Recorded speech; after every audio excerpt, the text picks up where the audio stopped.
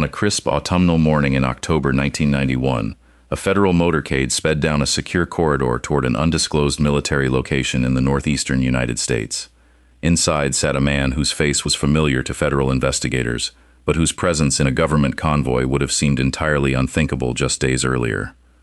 For nearly 2 decades, Salvatore "Sammy the Bull" Gravano had served as the muscle, the executive, and ultimately the underboss of the Gambino crime family, the most powerful organized crime syndicate in North America. He was a man who had personally participated in 19 murders, executed high-level hits on the order of his bosses, and enforced the iron law of Omertà, the sacred code of silence that had protected the American Mafia for nearly a century. Yet on that autumn morning, Gravano was not heading to an execution or a secret sit-down. He was preparing to break the code that had defined his entire existence. Across 5 decades, thousands of mobsters had gone to prison, taken life sentences, or faced execution by their own brethren, all to keep the secrets of Cosa Nostra safe. Federal agencies had spent hundreds of millions of dollars, tapped thousands of phones, and flipped low-level soldiers. Yet the core inner workings of the Mafia's high command remained largely shielded behind an impenetrable wall of silence. Then, the top enforcer walked into an interrogation room, pulled up a chair, and began to speak. How did a man who rose through blood and loyalty to the absolute summit of organized crime decide to dismantle the very empire he helped build? The answer is not simply a story of fear or survival. It is a tale of betrayal, calculated self-interest, and the systemic unraveling of a secret society from the inside out. To understand why Salvatore Gravano talked, one must first understand the world that created him and the absolute authority of the American Mafia during the latter half of the 20th century. In the 1970s and 1980s, the 5 families of New York, Bonanno, Colombo, Gambino, Genovese, and Lucchese, exerted an unprecedented grip over the economic and social fabric of the city.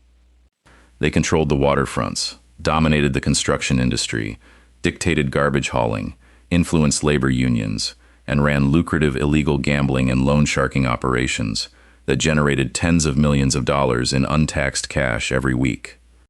At the center of this underworld apparatus were the enforcers, men whose primary responsibility was to ensure discipline, eliminate threats, and carry out the deadly mandates of the bosses. An enforcer was not merely a hitman, he was an operational manager who bridged the gap between street-level violence and corporate-style racketeering. Salvatore Gravano was the quintessential enforcer. Violent, pragmatic, and remarkably shrewd in business, he embodied the traditional ethos of the traditional mobster. He believed in the sworn oath of La Cosa Nostra. He believed in structure, duty, and above all, the sacred principle that a boss protects his men, and the men protect the boss. Yet, by the late 1980s, the structural integrity of the Mafia was fracturing under intense federal prosecution and shifting internal dynamics. The rise of a new breed of mobster, flamboyant, media-obsessed, and ruthlessly self-serving, began to clash directly with the ancient, quiet rules of the underworld. When the unstoppable force of federal law enforcement collided with the internal corruption of the Gambino leadership, Gravano found himself caught in a trap of his own making. His decision to testify against his boss, John Gotti, would send shockwaves through the American judicial system, forever alter the landscape of organized crime, and expose the profound hypocrisy at the heart of the Mafia's code of honor. Salvatore Gravano was born on August 10, 1945, in the Bensonhurst neighborhood of Brooklyn, New York. Bensonhurst at mid-century was a tight-knit, predominantly Italian-American working-class community where the presence of organized crime was not an abstract concept, but a daily reality integrated into street life. Gravano was the youngest of 3 children and the only son of Giorlando and Caterina Gravano, hard-working immigrants who sought to instill traditional working-class values in their children. His father ran a small dress factory, maintaining an honest, grueling livelihood. However, young Salvatore struggled early in life. Unbeknownst to his teachers and parents at the time, Gravano suffered from severe dyslexia, a condition poorly understood in the educational systems of the 1950s. Struggling academically and frequently ridiculed in the classroom, Gravano turned his energy toward the street. He dropped out of school at 16, finding comfort and validation in physical strength and peer recognition.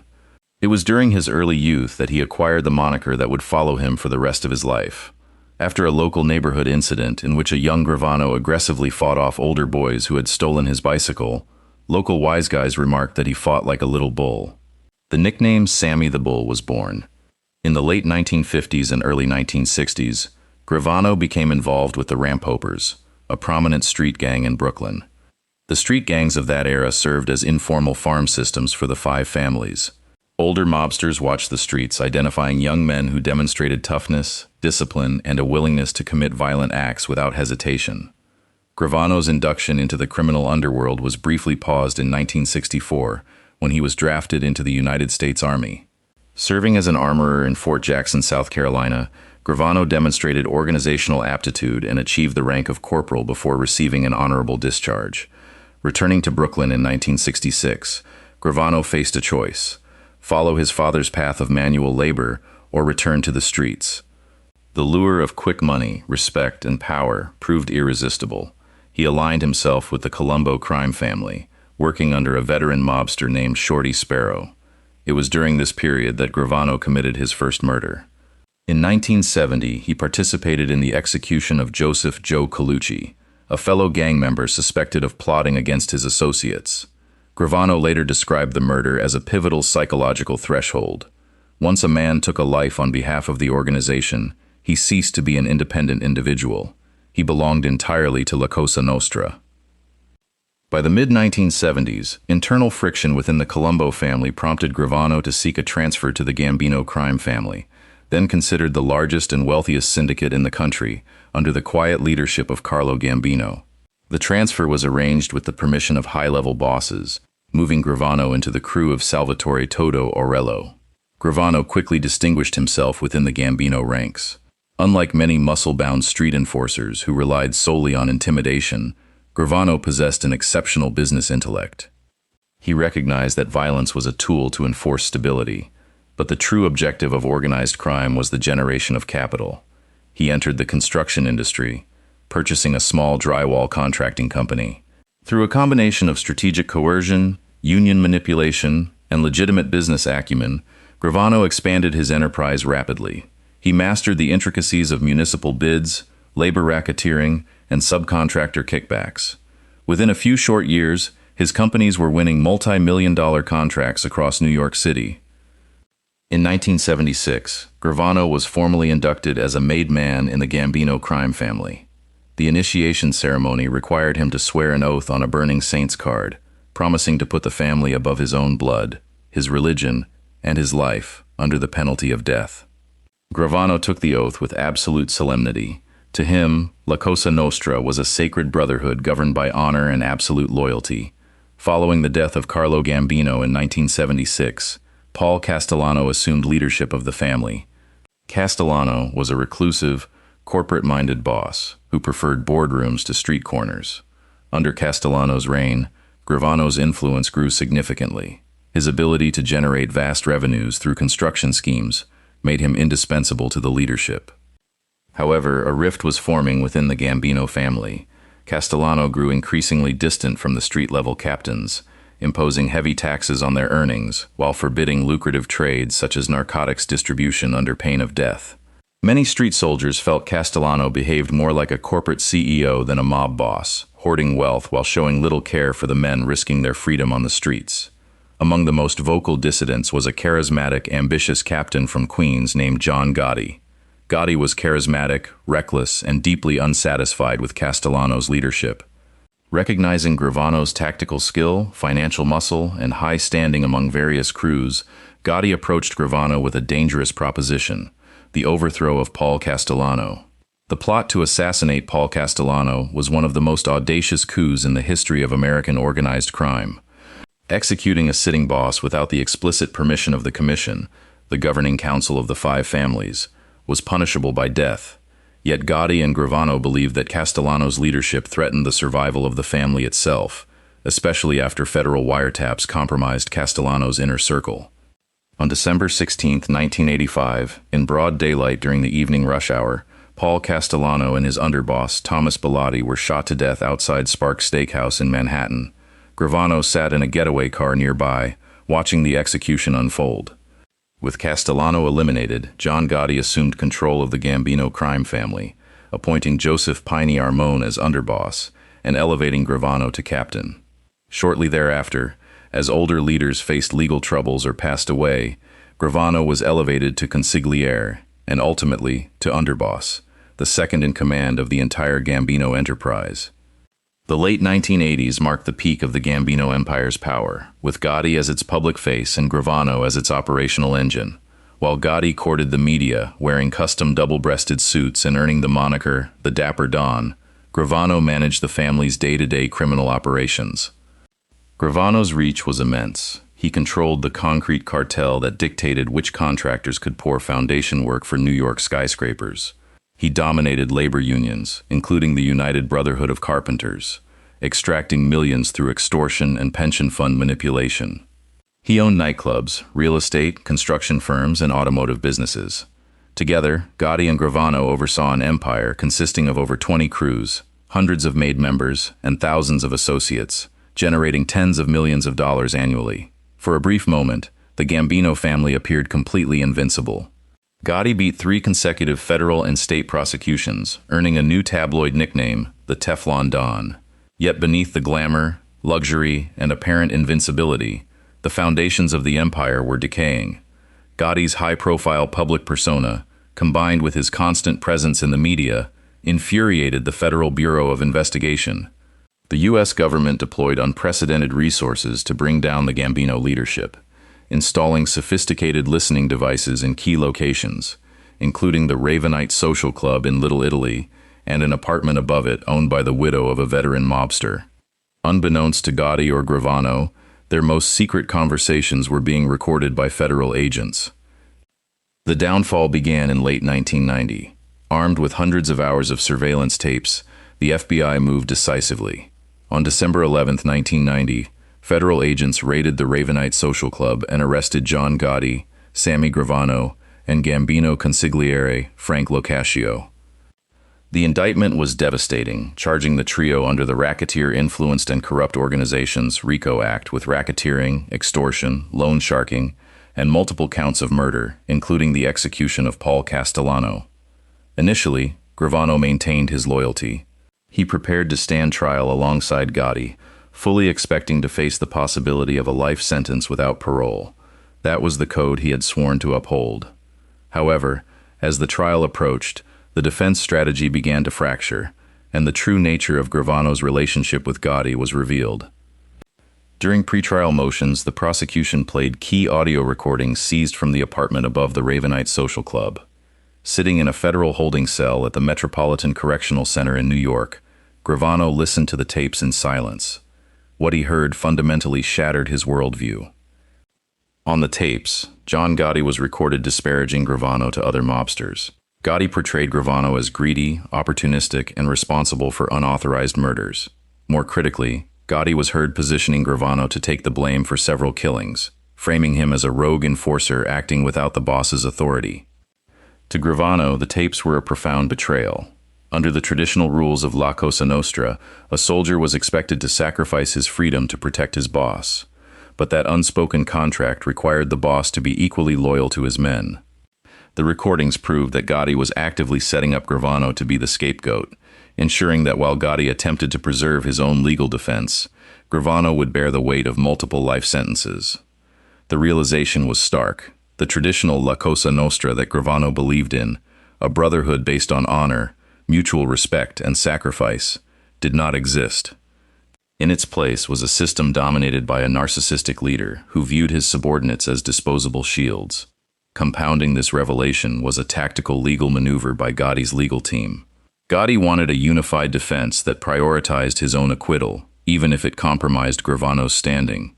Gravano realized that if he remained on trial with Gotti, he would inevitably be convicted and spend the remainder of his life in a federal maximum security prison while his boss attempted to buy or intimidate his way to freedom. The top enforcer realized he was standing on a trapdoor, and the man holding the lever was his own boss. In November 1991, Salvatore Gravano made a decision that sent a seismic shock through the global law enforcement and organized crime communities. He agreed to cooperate with the United States government. It was the highest-level defect in the history of the American Mafia up to that point. Never before had an underboss of a major New York family, a man who sat at the absolute peak of power and knew every secret, every murder, and every financial operation, turned state's witness. In exchange for his full testimony regarding 19 murders, extensive racketeering, and decades of mob history, the government offered Gravano a plea bargain. He would plead guilty to a single charge of racketeering, face a maximum sentence of 20 years, and receive protection for his family. In April 1992, Gravano took the witness stand in a crowded federal courthouse in Brooklyn. For days, in calm, measured, and meticulously detailed testimony, Gravano dismantled the Gambino crime family from the inside out. He explained the hierarchy, decoded the recorded conversations, detailed the mechanics of the Castellano assassination, and systematically implicated John Gotti in decades of criminal conspiracy. Gotti's legal team attempted to destroy Gravano's credibility, portraying him as a cold-blooded murderer who lied to save his own skin. But Gravano did not deny his past.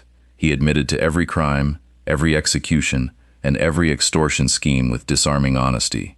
His calm composure on the witness stand was devastatingly effective. On April 2, 1992, the jury returned a verdict. John Gotti was found guilty on all counts, including the murder of Paul Castellano, racketeering, and extortion. Frank Locascio was similarly convicted. Both received sentences of life in prison without the possibility of parole. The Teflon Don was permanently neutralized.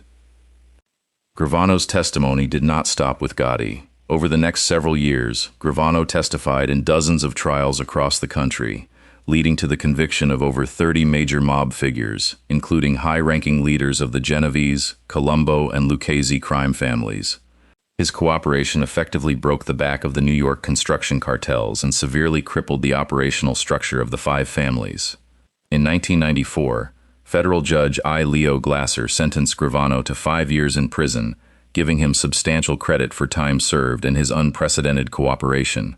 Gravano served less than a year of additional time before being released into the Federal Witness Protection Program. He was given a new identity, relocated to Arizona, and provided a chance at a completely clean slate, a rare gift for a man who had admitted to 19 murders. The story of Salvatore Gravano's cooperation did not end with his release from prison. Unable to adapt to a quiet, law-abiding life under an assumed name, Gravano left the Witness Protection Program in the late 1990s. He gave high-profile television interviews, co-authored a best-selling autobiography titled Underboss, and attempted to live as a public figure. However, the patterns of a lifetime were not easily erased. In the late 1990s, Gravano established a massive illegal ecstasy trafficking ring in Arizona, alongside his family and local associates. In 2000, federal and state authorities arrested Gravano once again. He was convicted and sentenced to 20 years in prison, serving nearly 2 decades before his release in 2017. The long-term consequences of Gravano's decision to talk were profound and permanent. By breaking the code of Omertà at the highest level, Gravano exposed a fundamental truth that could never be unlearned. The romanticized idea of mob honor was an illusion. When faced with the absolute power of the federal government and the betrayal of their own leaders, even the most feared enforcers would choose self-preservation over silence. Gravano's cooperation permanently shifted the balance of power between law enforcement and organized crime. It proved the efficacy of the RICO statute when combined with high-level insider testimony. In the years that followed, the wall of silence collapsed entirely. Dozens of high-ranking mobsters, including bosses and underbosses across multiple cities, followed the blueprint Gravano had laid down, choosing cooperation over dying in a maximum security prison cell. The American Mafia survived, but it was irrevocably altered. It was forced back into the deep shadows, stripped of its control over major industries, its political influence, and its once unshakable internal discipline. Salvatore "Sammy the Bull" Gravano did not break the code of silence out of a sudden awakening of conscience, nor out of remorse for the lives he helped destroy. He talked because he realized that the sacred code he had sworn to defend was a one-way street, designed to protect the man at the top while sacrificing everyone beneath him. His journey, from the street gangs of Bensonhurst to the peak of the Gambino empire, and finally to the witness stand of a federal courtroom, stands as a stark testament to the ultimate contradiction of organized crime. In the end, La Cosa Nostra was not brought down solely by the FBI, federal prosecutors, or listening devices. It was dismantled by the very men who built it, proving that an empire constructed on fear, blood, and mutual self-interest will always contain the seeds of its own destruction. When loyalty is built entirely on power and money, it lasts only until the price of silence becomes higher than the cost of betrayal.